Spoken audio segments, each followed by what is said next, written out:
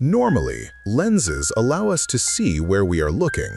But what if we had a lens that could show us the historical past?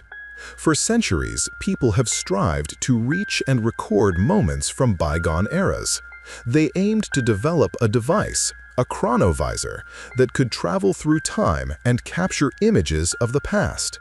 This special camera would have the ability to record the flow of history, not just the present moment. Many scientists claimed to have built this apparatus and observed past events. Yet the existence of the chronovisor, much like its purported inventors, remains merely a rumor. If this invention were real, and we had the chance to look back at history through its eyepiece, what kinds of sights would we behold? According to legends, when Prometheus brought fire down to Earth, he delivered not only illumination, but also intellect and wisdom. The narrative of light and fire began intertwined. When humanity first lit a fire, it simultaneously discovered the first artificial light source, one not provided by nature. Humankind has been generating its own light for approximately 400,000 years. However, to merely light up our nights, we underwent an extensive technical evolution spanning thousands of years. How did we achieve this? Now, through the viewfinder of this imaginary time camera, we will examine the developmental story of light sources and illumination tools. The journey of civilization is, in one sense, the journey of enlightenment. The progress of human societies is inherently dependent on light. Without night lighting, half of a person's lifespan would be spent in darkness. Before the invention of controlled fire, the only light source available in the evenings was the glow of the moon. Just as the sun is vital for life, if moonlight had not existed, the advancement of ancient civilizations might have been delayed by tens of thousands of years. For this reason, in many early beliefs, the sun and moon were revered as sacred entities, and the concept of light was always endowed with a divine meaning. Before fire was discovered, the only light sources available were the sun and the moon. Therefore, people in archaic times sought ways to maximize the benefit from these natural sources of light. This quest also influenced architectural designs. The famous oculus, open roof, of the Pantheon Temple in Rome is one of the most striking examples of using sunlight in architecture. However, the main challenge was the nights. On evenings when the moon was obscured, the only solution for achieving illumination was to use fire. For this reason, the discovery of fire is considered the starting point of human culture. We know that fire existed during the prehistoric era, long before writing was even developed. A natural event, like a lightning strike, would cause a fire, and as the flames spread, the human groups living in the area initially failed to grasp the phenomenon. Upon approaching the blaze, they discovered fire's beneficial property of providing warmth. Following this realization, the situation ceased to be a problem and began offering sequential benefits. It was understood that fire could be used for cooking food, driving away predators, and lighting the surroundings.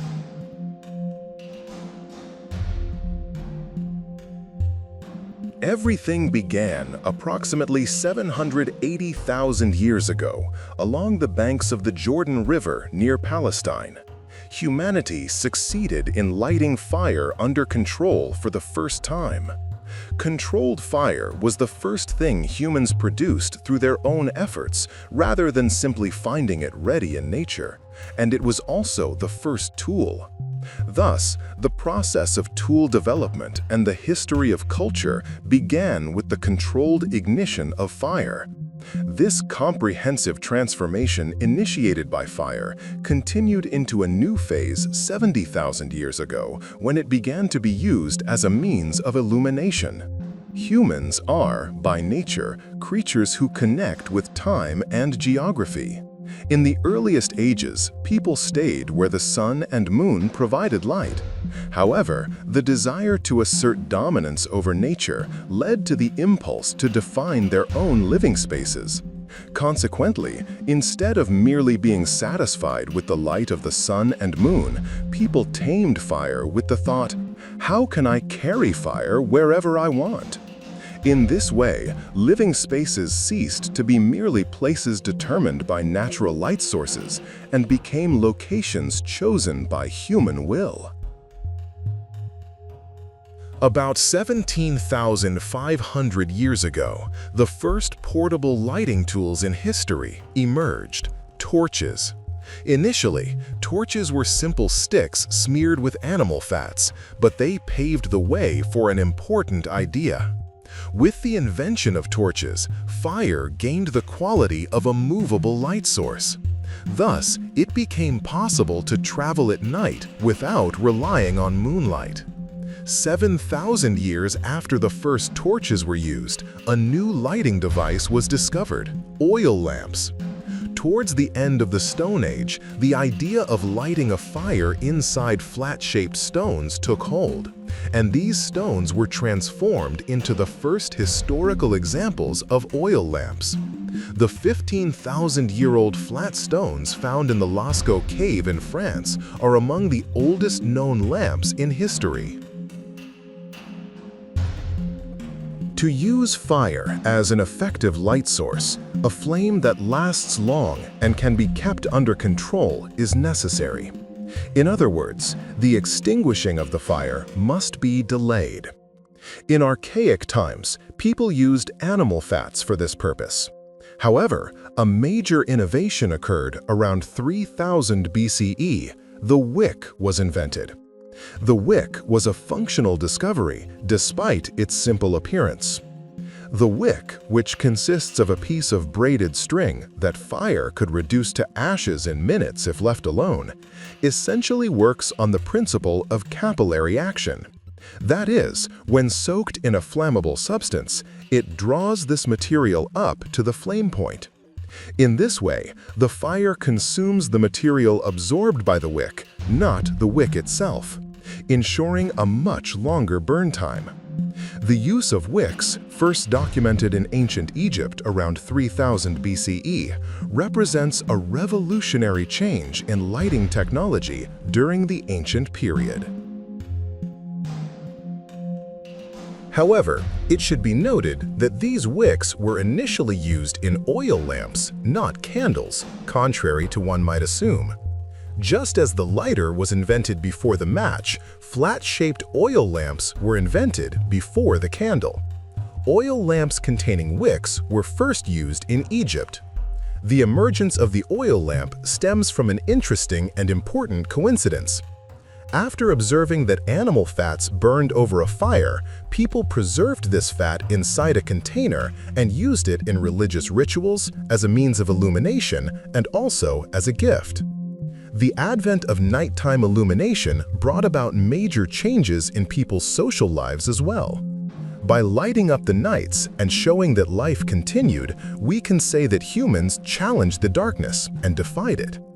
In 3000 BCE, tallow began to be used as fuel in lamps in Egypt. These natural fats, mostly obtained from the tails of animals, became the main lighting source for more than 1500 years.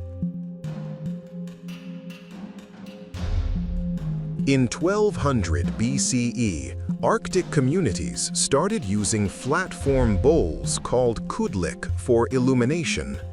In Rome, however, the most common lighting tool, the oil lamp, was replaced by a highly significant invention around 500 BCE, the candle.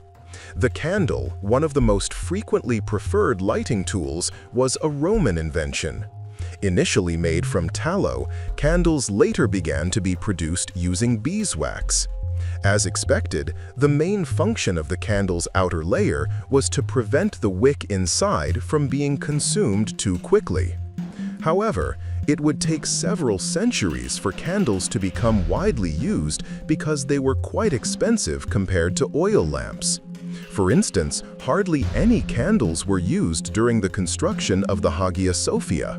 The interior was illuminated with oil lamps throughout the 5 years of construction and afterward. The proliferation of candles across the European continent occurred around the same period.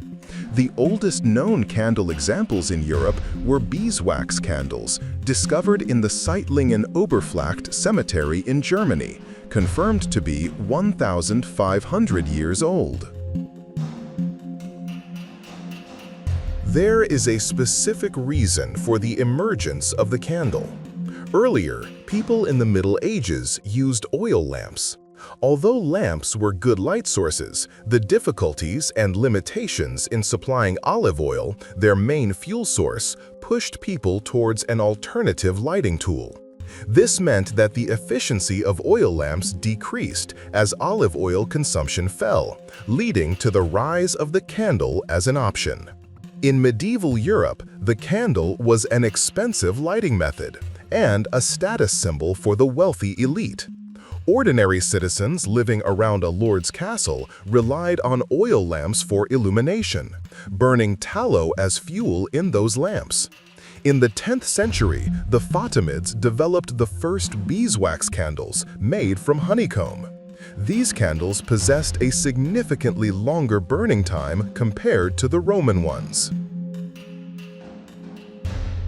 The candle-making technique remained unchanged for 800 years.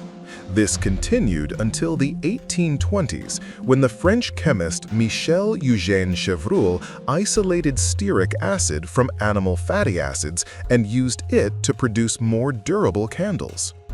In the 1850s, paraffin, the main component of modern candles, began to be used in candle production. A large part of our civilization advanced in the light provided by fire. The vast majority of recorded human history,